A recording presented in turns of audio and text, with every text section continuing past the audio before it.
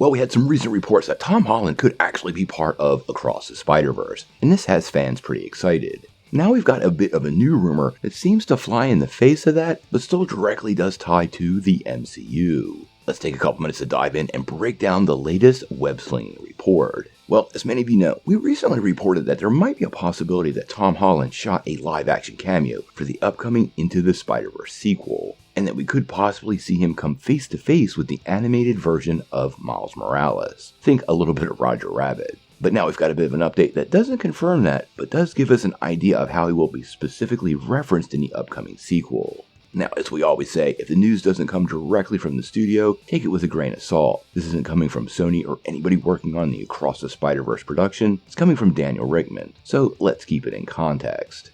Now, according to Richmond, Tom Holland is not appearing in live action, but the movie itself is going to make mention of a certain event that took place in the multiverse, and they'll actually say the mess that Doctor Strange and that nerdy kid caused.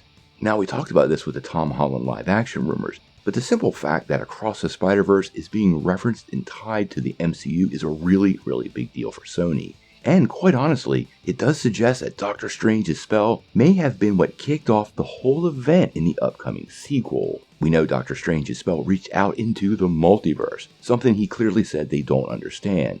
And the multiverse nature of Across the Spider-Verse seems to have been affected by that spell. Now, as for why this version of Peter Parker is being referred to as the nerdy kid, well, that could be because no one remembers who he is behind the mask, even his fellow Peters. This could be a side effect of Doctor Strange's spell. I do find it a pretty interesting choice of words. Throughout the Spider-Verse, Peter Parker is not the only one who becomes Spider-Man, so this really isn't a plot hole, but I do find it pretty interesting.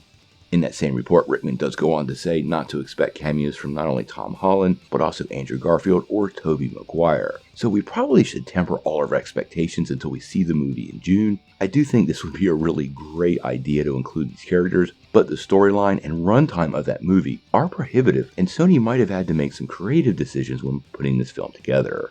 We have heard of some adjustments behind the scene due to how Lord and Miller make their movies, but the film is still set to release on June the 2nd, and we really don't have a long time before we find out what's going on. I suspect the movie is in full lock now, and beyond edits, it is animation, and Sony probably fully knows what they're about to deliver, but we're gonna have to wait and see.